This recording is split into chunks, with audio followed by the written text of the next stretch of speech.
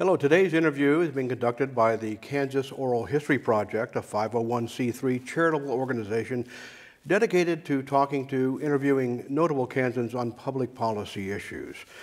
More than 130 interviews of this kind have been done to date, and none of them could have happened without all the volunteers and all the donors that support this endeavor.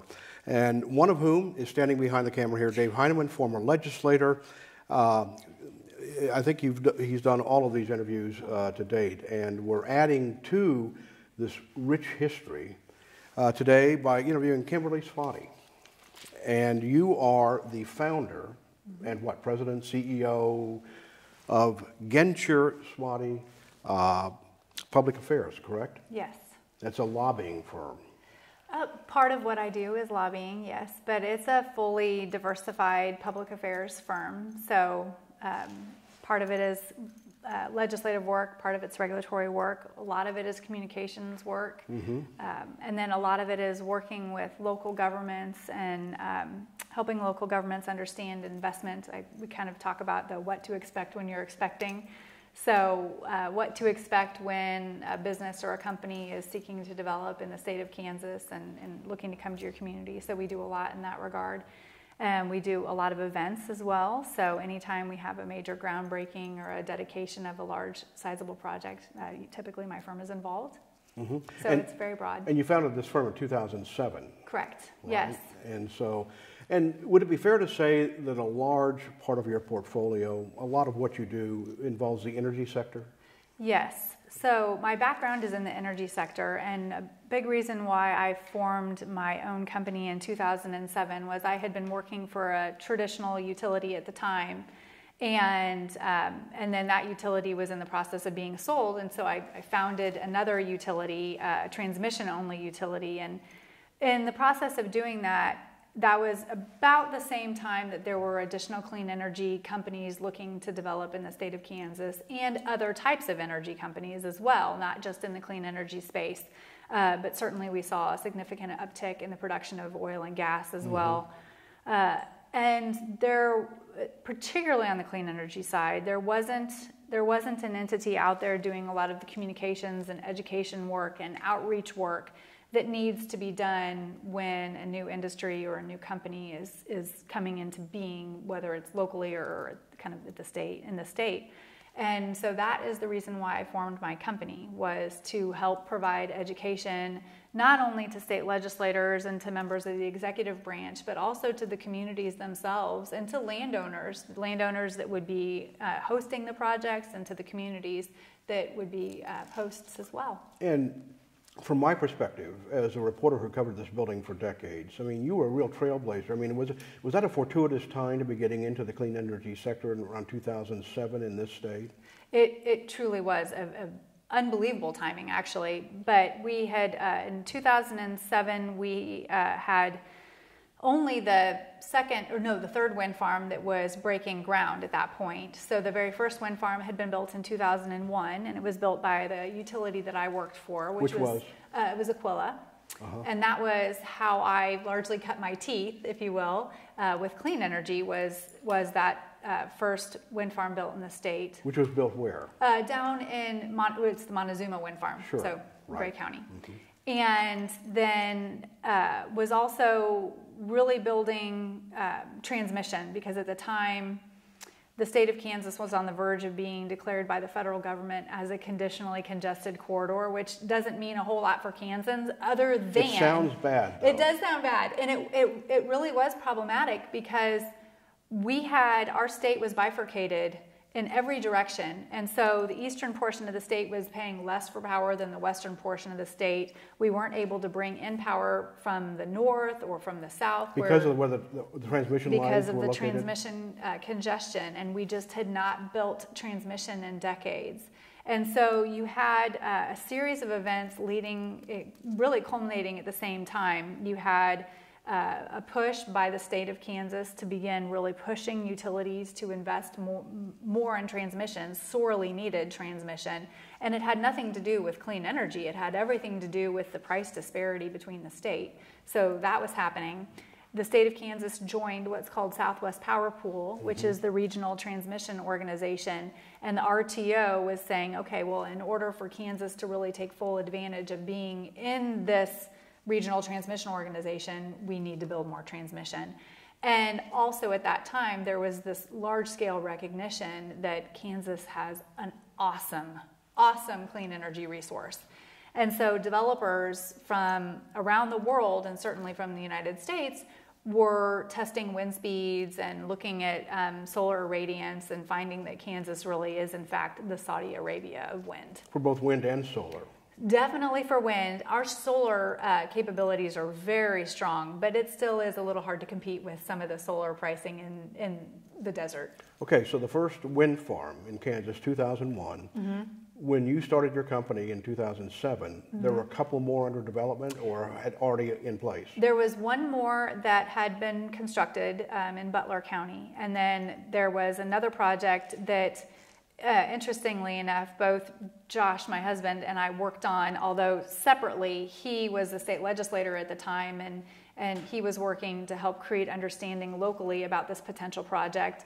Meanwhile, here in the State House, there was starting to be additional conversation about where and how wind farms would be sited in the state. And so there was conversation about the type of land that you could put wind farms on, not just where in a particular type of community. So I was working at the state level to help ensure that there was a relatively smooth process to develop in the state, but also some clear guidelines. For example, we passed legislation in 2005 to ensure that wind farms do not have the right of eminent domain. This was kind of a secondary clarification to existing statute, but we wanted to make it explicitly clear that wind farms did not have the right of eminent domain.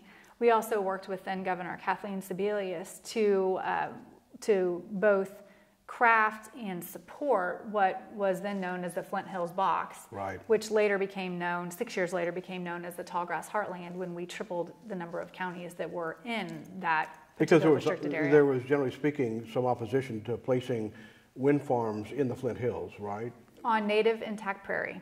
Okay. And so it was at that time, in that late 2006, 2007 timeframe, when we had done the eminent domain bill, we had done the Flint Hills Box, and we were just trying to make sure that there were some clear rules of the road for how to develop in the state of Kansas. And you mentioned Josh. We should pause here and make clear. I mean, Josh is your husband, former state legislator, yes, and a former Secretary of Agriculture here, and he's also a partner in the firm. Yes, he is. Okay. Yes.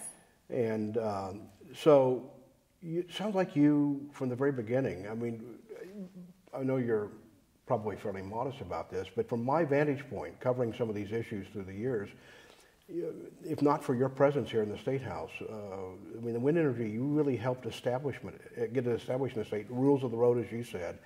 But also, I can remember back in 2014, even after after a lot of those rules had been established, there was a great deal of opposition here in the legislature to clean energy. The Obama administration was pushing it, and the head of the House Energy Committee, Dennis Hedke from Wichita, was a climate change denier. And I remember seeing you in front of that committee for several days, because he had a whole series of hearings, did he not, on climate change and whether human beings had anything to do with it, and et cetera, right? And so I can remember you being a spokesperson for almost the entire industry at the time. Yes. Yes. Yes.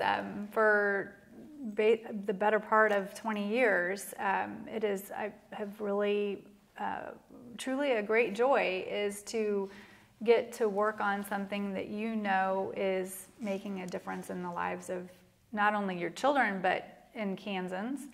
And I know there is opposition to clean energy. I know that, whether it's philosophical or oftentimes it's view. But when you look at the drought that we've gone through for many, many years, and you know that there are communities that are solely dependent on the ag economy, and when there is prolonged drought and not great prices, that does not bode well for our state's economy. But when you have a multitude of any type project that is spread throughout thousands of landowners across scores of communities, that helps lift all boats. That helps keep landowners afloat. It helps lower the number of our on-farm bankruptcies. It helps all of your local restaurants. It helps the equipment manufacturers. So even during COVID, for example, when the vast majority of businesses were shut down, we were able to continue to build projects because we were working outside. And we kept a multitude of different small businesses still working. There was an auto parts dealer that was an independent supplier of lubricants that had its best several years ever because it was supplying lubricants to all of the turbines that were being erected. You had catering that needed to be done because we were feeding people differently at that time. And so restaurants across the state were still open and feeding individuals where they would have had to shutter because we needed employees fed as they were working outside. You look at the Spearville High School and what the Spearville community has been able to do, and that story is replicated around the state. Well, tell me about that. Spearville, a small community down near Dodge City, where if you travel down there, particularly at night, I mean, the number of wind turbines down there is truly astounding. It dominates the landscape down there. But so talk about, what you're essentially saying here is that the wind industry and its growth over those years has really augmented what was naturally a mainstay of the Kansas economy, i.e. the ag economy, and those small communities and the landowners who weren't making any money from crops in those lean years were making some money because they leased their land for the placement of wind turbines. Absolutely. But Absolutely. Tell me about Spearville. Why is that significant? Well, Spearville is a really interesting community because it was really where the very first wind farm was constructed, or near where the first wind farm was constructed.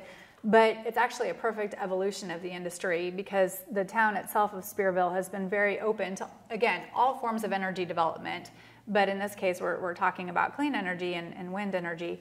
And so you see some of the older technology, which would be shorter towers and shorter blades. And then you go around and you see taller towers and about the same type of blades. And then taller towers and longer blades. And then taller towers and much longer blades. And so you can see the evolution of the industry as the technology has really become perfected. So we know that the longer the blade, the better the sweep, the more productive each individual turbine can be, which reduces the number of turbines that you actually need in order to have a really strong, productive project. What about Spearville High School? You mentioned... Oh, so the high school, that has just been a wonderful partnership through a lot of the community donation agreements. So every project, again, rules of the road. It was never written anywhere that wind farms provide a donation agreement. We're the only form of generation that does so, really the only industry that provides a donation agreement when we go into a community. And they are sizable, and we pay them every year for the life of the project. And those donation agreements, the county commissions largely decide how they want to spend that money. And so whether it's on significant school district improvements or improvements to schools within the district, that can happen. And certainly Spearville High School is an example of that. They were able to build a pretty significant addition to the building without having to bond anything, just due to the pilot. You look at other counties that have created off the principle of their donation agreement, they only spend the interest.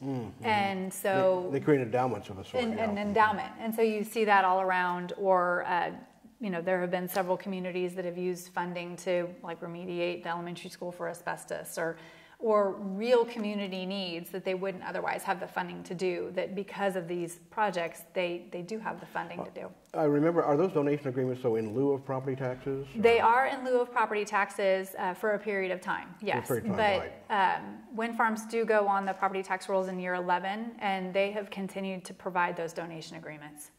Okay, since the early days, those pioneering days when you were involved in really the establishment of the wind industry in Kansas, 2001, the first project in Montezuma, Where are we now, generally speaking? Are we among the nation's leaders in wind energy? And if so, you give us a snapshot of where we are. Sure. So just from a historical standpoint, Kansas was, the Hugoton natural gas field was obviously one of the largest natural gas fields in the world for a number of decades. And that was something that we really prided ourselves on.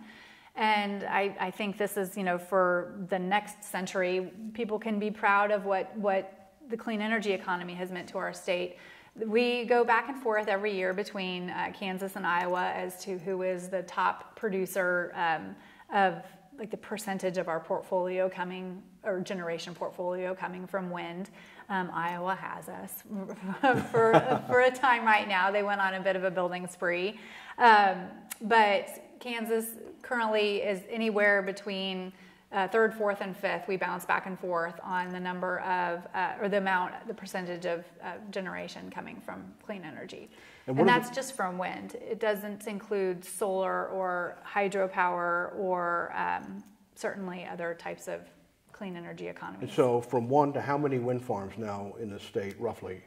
So we now have 45 operating wind farms in the state of Kansas, which I can assure you, when we began our work 2 decades ago, there was the thought that maybe in 20 years we might have 3 or 5 or 7 operating wind farms. Oh, really? It's exceeded expectations to that degree. It exceeded expectations so significantly, which has been nothing but good in many instances for Kansas. It's because of the amount of private investment that has come in, not a single penny from state general fund dollars. A lot of times you've got companies that come in and they're seeking, incentives or a state match of some kind, and that's never happened. But it's also brought a lot of new manufacturing to our state where the manufacturing didn't exist previously. And why is that? Is because are there manufacturers who want to be associated with clean energy and they look for places where there's an abundance of it? Is that why? In part, yes, definitely. But Kansas, as we well know, is so centrally located. Correct. And so it's not just in the state of Kansas. Well, Kansas has seen a tremendous boon in the clean energy economy, but so has Oklahoma and Nebraska and Iowa and Missouri and Colorado and all around. And so if I'm, for example, Siemens, has their nacelle facility here, and it makes transport, when you're centrally located, it makes transport of those nacelles much easier, as opposed to making them in Europe, shipping them overseas. Well, and Siemens manufactures what? The nacelles, the thing that looks like the school bus on the top of the turbine. Okay. Where the actual generating equipment is. Yeah. And so 45, did you say, wind farms in Kansas now, and an investment over time of how many billions of dollars? Over $20 billion. Over $20 billion. And that's just in the projects themselves. That doesn't include the manufacturing. Okay. And to what extent is that energy then, given the improvement in the transmission grid and so forth, how much of that energy stays here? So that's an excellent question, and this is the question that has been debated, and I'm sure will be continued to be debated ad nauseum. So when you understand the electric grid, you understand that electrons are actually all produced locally, they're produced locally, and then they're generated locally, and then they're used essentially where they are generated. So we do have a much more robust transmission system, and yes, power is shipped across the grid, but there are also paper transactions too that facilitate the development of projects. So we can't always say, yes, this exact electron it's going to be generated here and it's going to move there. Electrons to whatever quantity will move there per whatever contract. So generally speaking, in Kansas, we have more than 60% of what is generated is used locally, which I think is different than from an oil and gas standpoint, from another extractive economy. I don't know that we could trace how much of a percentage of a barrel of oil was used domestic or within state. Yeah, it's really never a point of conversation. I don't know why it is that it is in the wind industry. Clearly, but you're right. It's been a point of conversation for a long time. People want to know that what we're producing here or generating here is somehow stays here. Lighting up Kansas communities, powering industry, that kind of thing. And I understand, I think part of it is not wanting to pay for something that is used, in Missouri or elsewhere. So I understand that to a degree, but the way that the electric utility grid is structured, it largely protects us from that. Right. But then the other thing that has happened while we have seen the sea change in our generation portfolio in the state of Kansas to include a significant amount of renewables is we are part of the Southwest Power Pool, and that has changed how we generate and procure power. I don't even think we can underscore how big of a shift that has been, because for generations, for decades, it was always, here's my local utility, right, and I have my distribution system for my local utility, and I've got some transmission lines that will connect my power source to the distribution system, and then I'm going to power my community. And that was largely how utilities looked at energy until, honestly, 20 to 25 years ago. That began to change, particularly with FERC Order 2000, and then the advancement of the regional transmission organizations. And so now we are part of, a multi-state, a 14-state grid, and we are moving electrons that are lower cost and reliable and affordable all over the region, and we're part of a market, a true market, whereas there was not a market in that previous paradigm. That's not bad, but this is a much more efficient use of our resources. And energy gets to where it's needed. It gets to where it's needed. On a minute-by-minute basis, essentially. And again, going back to the market itself that has been created, we know that the lowest cost power is sold first. And almost in every instance, the lowest cost power is Kansas wind.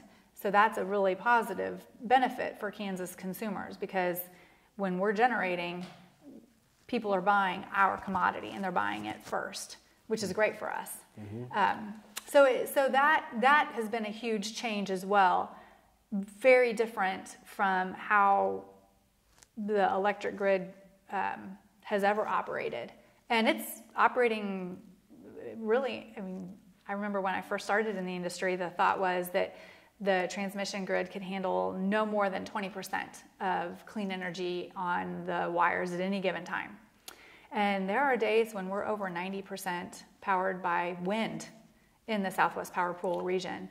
And that change has been spurred by the market, but then also by significant research and development on the ability of transmission lines to move power and forecasting. As I remember the debate over the decades about energy production generation, one of the debates, one of the issues about wind, and with electricity generally speaking, is you use it as you generate it. Storage capacity, you don't store it and use it later. And people were worried that wind was not a reliable source. It was only generated when the quote unquote the wind would blow. And so you had people who were still, advocating for a lot of coal and gas-fired power plants, because you can generate that power at the flip of a switch, particularly the gas, some of the more modern gas plants. And so there was a big move still to build a big coal-fired plant out in Holcomb. Yes. And that never quite, it never happened because of the market you're talking about. But I'm going to circle back to you, say 90%, there are times when 90% of the energy in the Southwest Power Pool is generated by wind? Yes, which is phenomenal.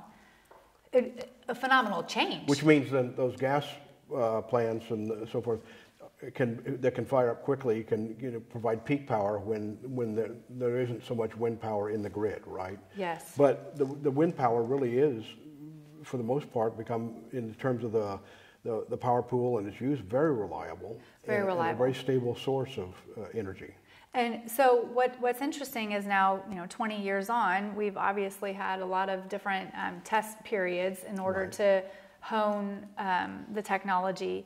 So forecasting has become, phenomenal or fabulous in our ability to say, who's going to need it where? Who's going to need it where? But then also, what is the wind going to do at all of these different points? So we have, meteorologists and other, very strong technical scientists that are constantly forecasting and providing that information into SPP, so then they know when the wind may die down and we may need to bring online some other forms of generation, or when we're going to have an abundance and we can scale other forms of generation back. The whole process is more highly coordinated now than it's ever been, in part because of the development of the wind industry. Absolutely. It's really pushed the engineering of the transmission grid to new places that are truly benefiting ratepayers, but also making our grid far more reliable and affordable.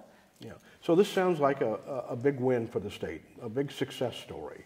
And yet, even in the last few legislative sessions, there still seems to be opposition to clean energy, very rudimentary opposition, still, arguing over the reality of climate change and the role of clean energy. I mean, is that fair to say that that debate is still with us?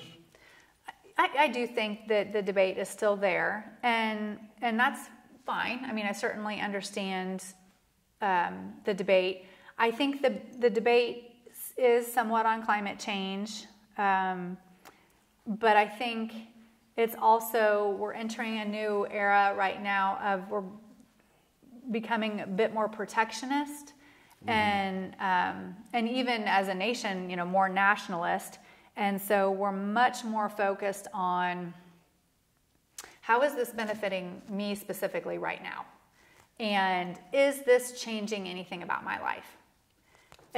So a lot of the conversations that we have now are, well, is this going to change my view? Or... the landscape. Right. Right. Mm-hmm.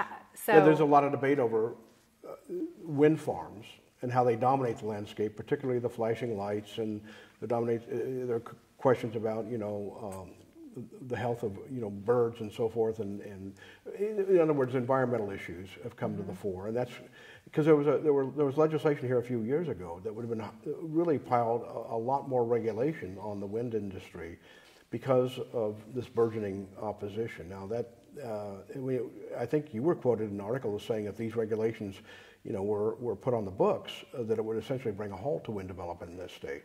Yes. And that was just, 2023, 2022? Mm-hmm.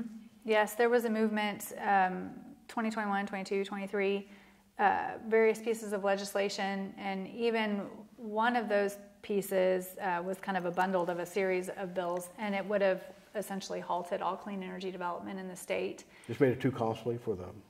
Too costly, but also not even really the cost. It would have put forth so many different processes that didn't mesh that a project couldn't have been built. And I think that's one of the misnomers about clean energy, and it's something we have to deal with. We are in a more hyper-partisan and post-fact world. And so it's making sure that policymakers at all levels understand that a wind farm does not have the right of eminent domain. Yeah, because you went back to that, and so it was one of the first things you did, because people, landowners, I can remember hearing discussions in committee hearings where people would have a misunderstanding about that. Correct. And now transmission lines do have the right of companies that build transmission lines do have that right. People who build highways have the right, but wind farms do not. The wind farm developers do not. Correct. And so there is not a right of eminent domain, and you have to have willing landowners that want to house a project or a portion of a project on their land. That's incredibly important. You have to have access to the transmission system, and going through that process can take 5 to 7 years at minimum in order to go through the SPP generation queue. When you're siting a wind farm. Yeah, where they're constantly studying and evaluating the transmission grid itself to find out how many changes will occur to the transmission system when you inject that power at that point. So that process takes many years. And then there is a litany of permits and approvals that you have to receive at the local, state, and federal level. And so one of the largest misnomers is that a wind farm can just come in overnight, or that a solar facility can just come in overnight. And that could not be further from the truth. It takes years to build a project. And county commissions have some say-so in where these get built, right? County commissions, so in Kansas we're a bit unique because we have zoned and unzoned counties. But even in our unzoned counties, there is a permit process, if you will. So the counties in a zoned county, obviously there's zoning. So they can say, put all 4 all sorts of different stipulations on a conditional permit process. They can deny an application. In an unzoned county, a developer, even though the county isn't zoned, still has to have approval to move trucks over roads. They still need to have a series of other approvals, both from the county and then obviously from the state and the federal level. So a project cannot move forward at any point if there is a denial by, any federal entity or state entity or the local entity itself. So notwithstanding the fact that additional regulations weren't put on wind developers, there are plenty in place already. It's not there is some governance to all this, and that effort largely was turned back. The effort to, again, pile regulations and bring the development to a halt. Nevertheless, certain conversation continued, and recently there was a bill passed to mitigate the lights, the flashing lights, which some people object to. I mean, because when you have one of these huge wind farms, they really dominate the evening, the night landscape. And so that became an issue, and legislation was actually passed to address that. Yes, this is another example of ways that I believe that the industry, we've really tried to be evolving and also a strong community partner. For a long time, the technology did not exist in order to address the red blinking lights. Because they're there to deter aircraft. They are there, and they are there to ensure that any aircraft that's flying in this space would know this is the site of a wind farm, and all of that is directed by the FAA. So any tower that is taller than 50 feet, regardless of what type of tower or building structure that is taller than 50 feet or 50 feet and taller, has to be marked per the FAA. So the FAA determines the color of the marking and they determine the frequency of the flash.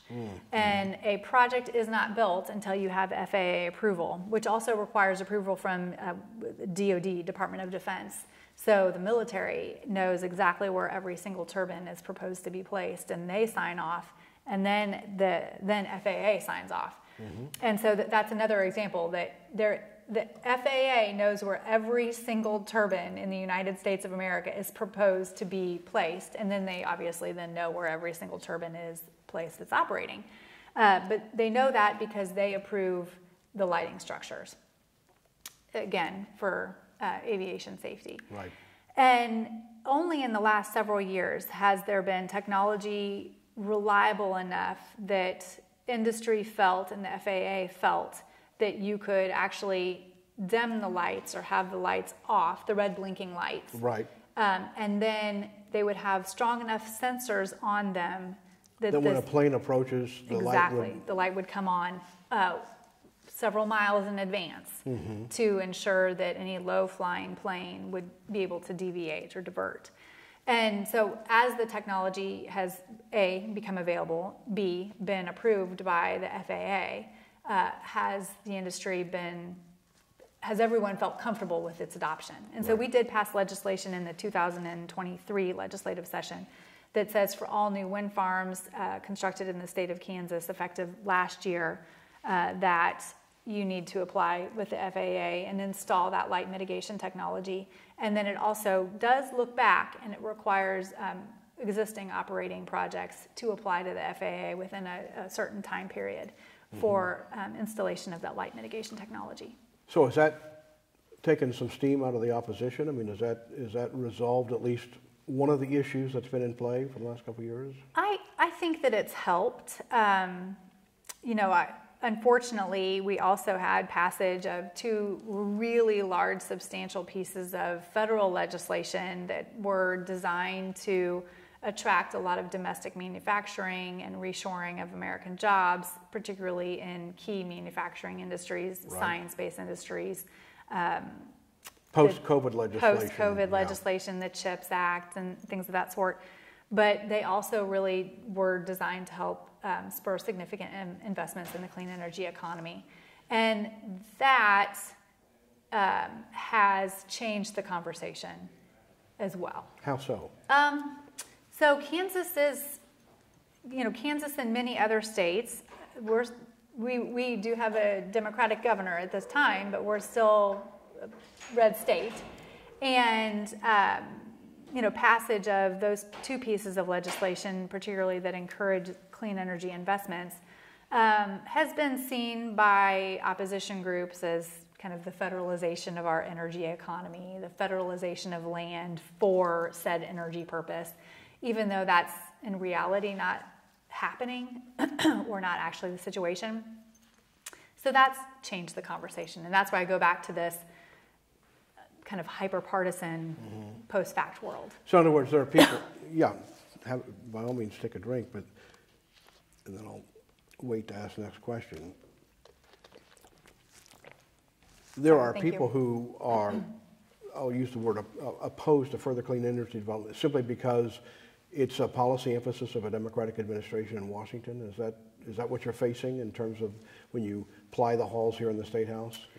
They don't want to sign on because it's actually less here in this building. There is some of that in this building because you find everything in this building. Right. So right. I don't want to imply that there's this, a large group of individuals that believe that here in this building, but in the opposition groups that exist in communities around the state? Communities, okay, that is largely what is being discussed, is that this is a federal initiative pushed by a president that many here in the state of Kansas didn't vote for, and they want to push back on that. Government. Okay.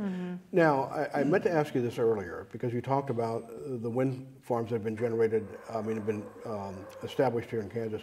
How many of the companies that site these wind farms and actually own and operate them, are they European companies, generally speaking? Are they American companies, or a mix? What is it? Oh, so great question. Actually, in Kansas, the largest entities, or I guess the entities that have the most number of operating projects in the state, are American-based and American-owned. So one's a publicly traded utility, one is a private utility, both based in the United States.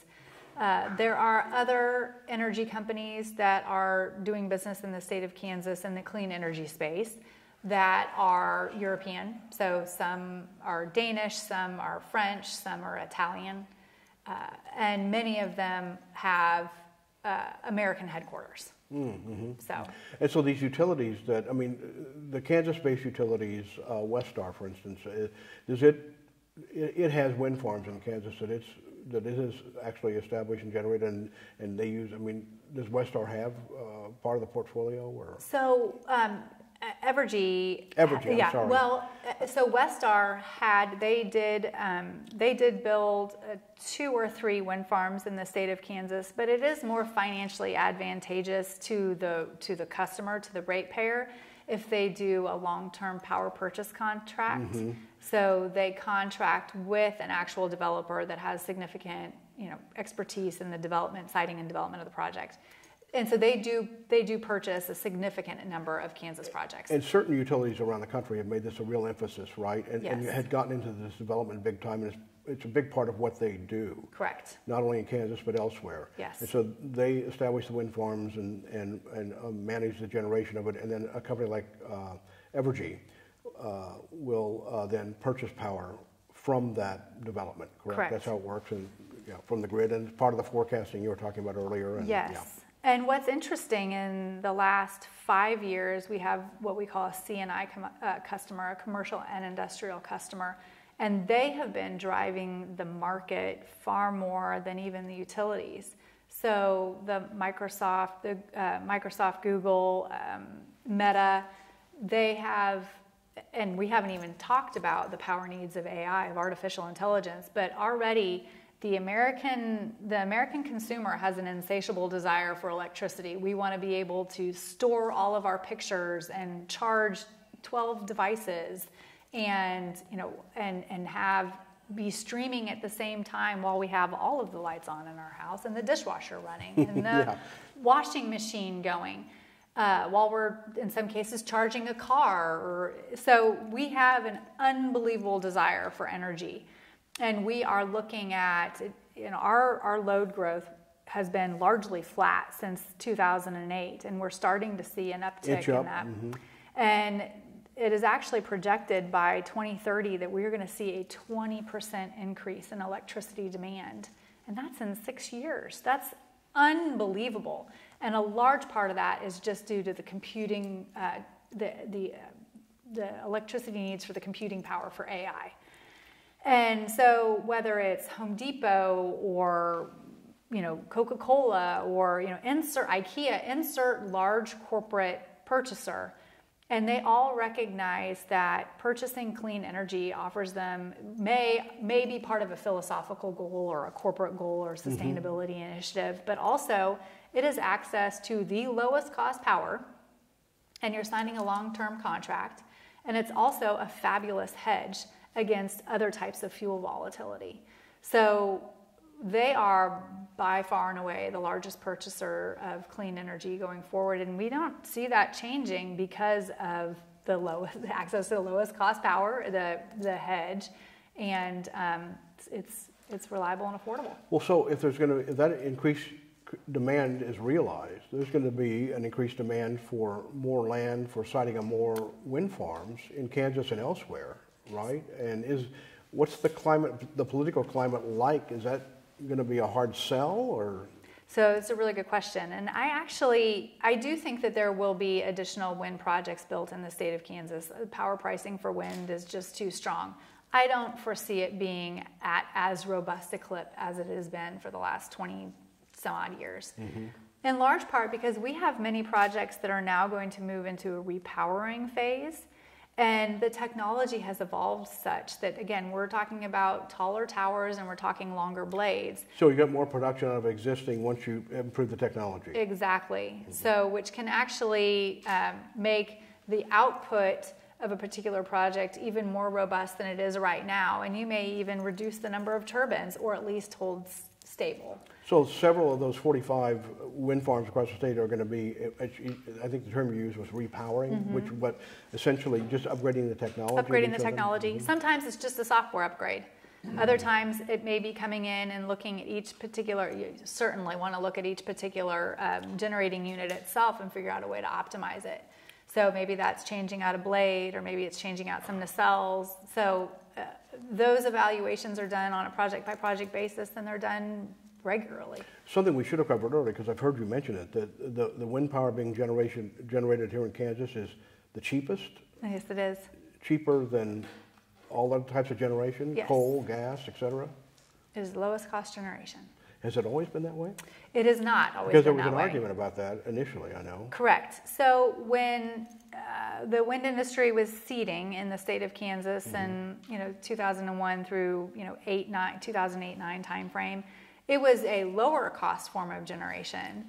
But then we were able to reshore most of the technology, most of the component parts. So where they used to be made in Europe or in other places around the world and then shipped into the United States and then trucked or put across on rail into Kansas, we now are making most of those parts, more than 80% of the parts are made domestically. And so that helped lower the cost significantly. And then forecasting improved. So research and development and technology enhancements really drove down the pricing. And so there were points in time when we were seeing power be put in the wholesale market out, I guess, through RFP processes that were sub 2 cents a kilowatt hour, which is unbelievable. We spent a lot of time talking about wind, but there are other types of alternative energy, certainly solar. To what extent is solar energy being developed in the state? And are you involved in that? I assume you are. Yes, so we are involved in the development of solar. So there's two different types of solar, I would say. There's a solar that people might know more commonly, that they see it on their home, rooftop solar, or on some small businesses or farms, and that's different. We're more involved in the development of utility scale solar, so the larger projects themselves that will serve larger utilities or will serve those commercial customers, commercial and industrial customers. And we actually just broke ground on the state's first 100 megawatt plus solar facility a couple weeks ago, which is very exciting. We have some smaller scale solar projects, megawatt or two, all the way up to 20 megawatts. but this is the first large-scale solar project. And where is this project? This is in Barber County. Okay.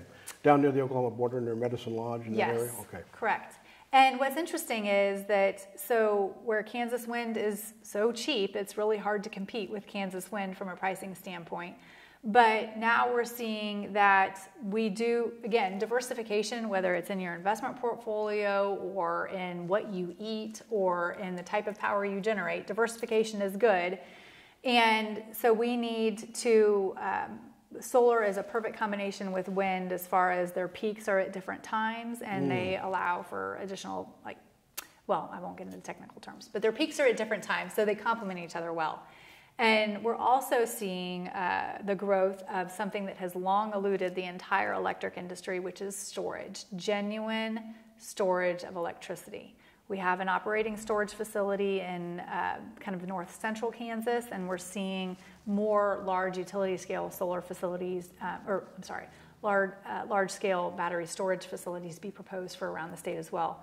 So that is, think of a battery right there by a substation that's just storing electrons as they're being produced, and then those electrons can be deployed. Has that technology really been perfected? Because that's been under discussion for a long time. It really, I wouldn't say it's perfected. I would say that battery storage feels to me today as wind felt in the 09, 010 timeframe. It has come a long way, and states larger than Kansas that have difficult energy needs, huge energy needs, sometimes trouble with reliability, are really leaning into battery storage. So particularly what we call hybrid projects, which is a wind farm with on-site battery storage, or a solar facility in particular with on-site battery storage, or just standalone battery storage put real near a substation.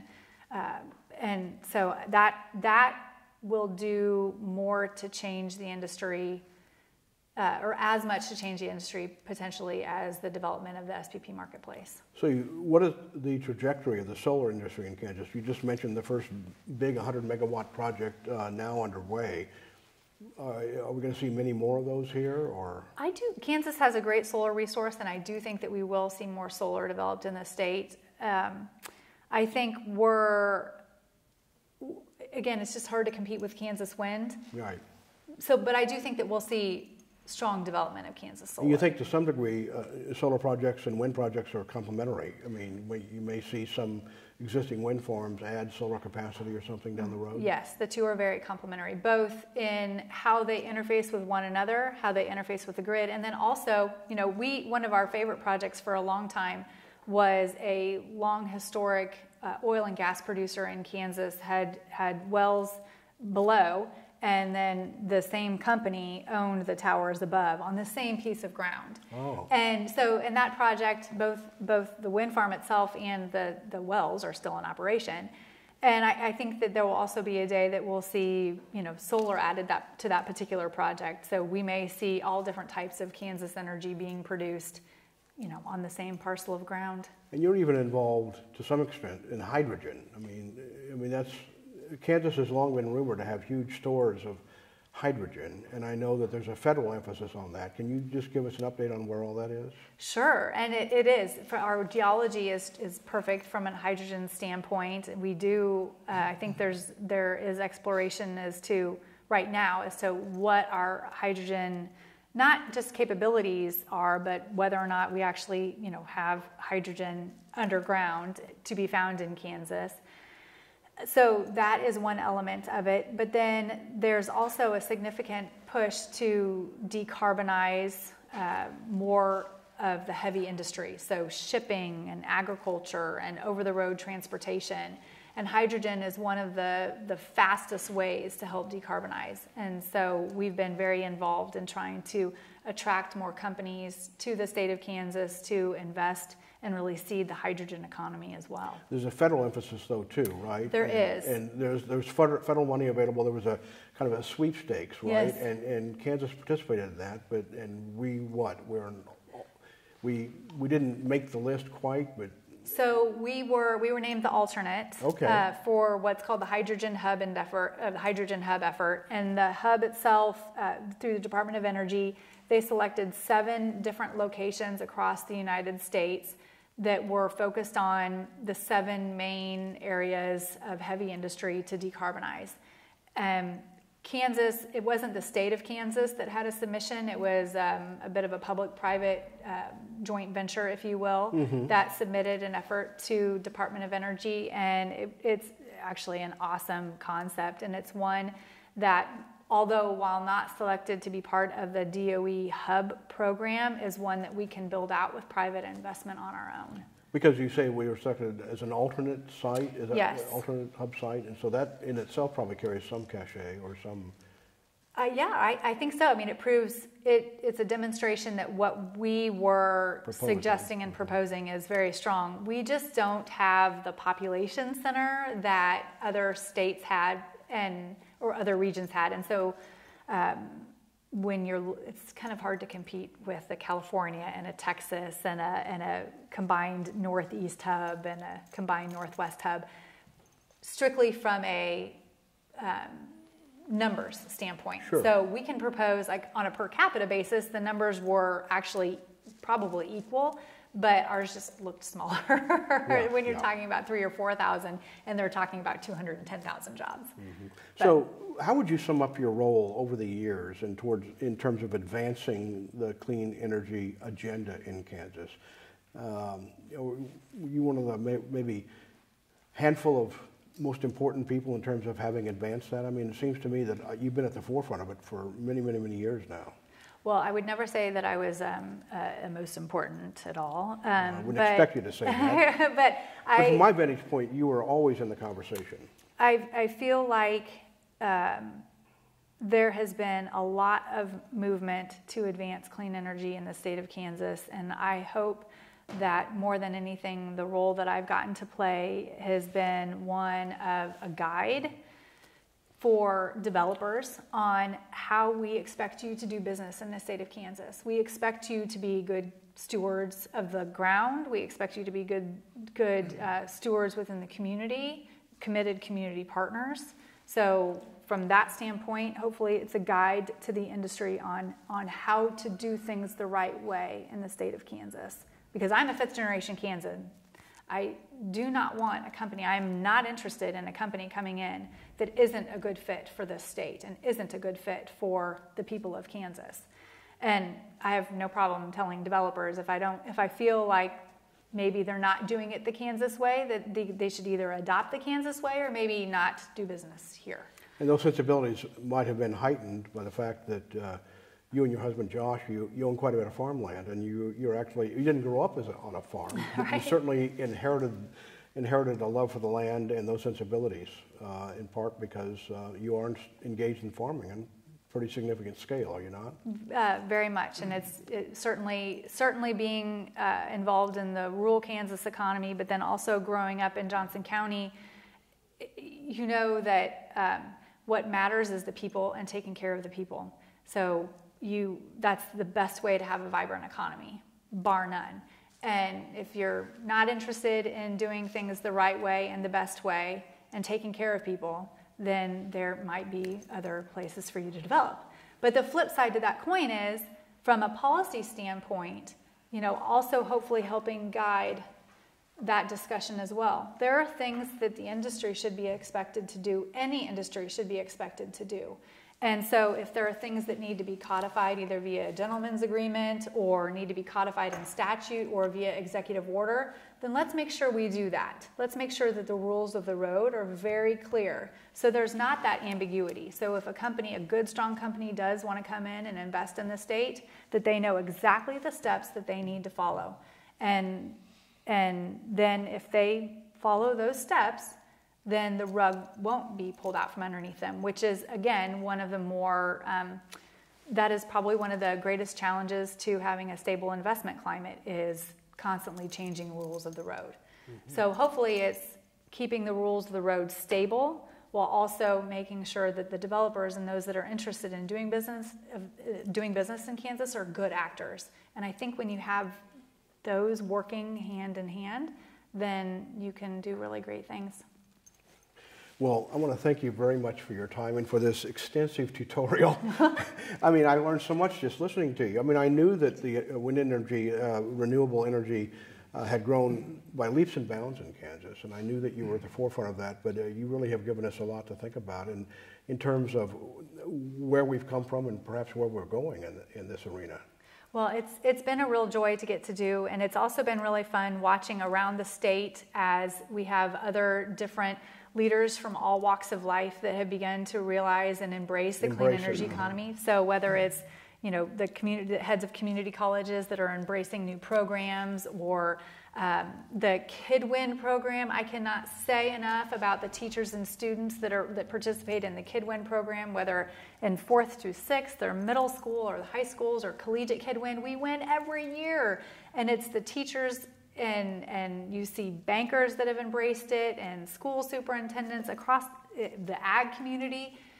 And so it's been a positive, I think, on balance for the state, and it's been really fun to get to be a part of, one person part of a choir that has really tried to bring a new economy to our state. And we've identified you as a quote-unquote lobbyist, but I've seen articles in which you refer to yourself to.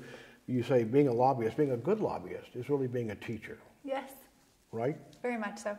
Yeah. Very much so. Well, my job is to just make sure that people understand, and then they understand all sides, and then they can make a decision.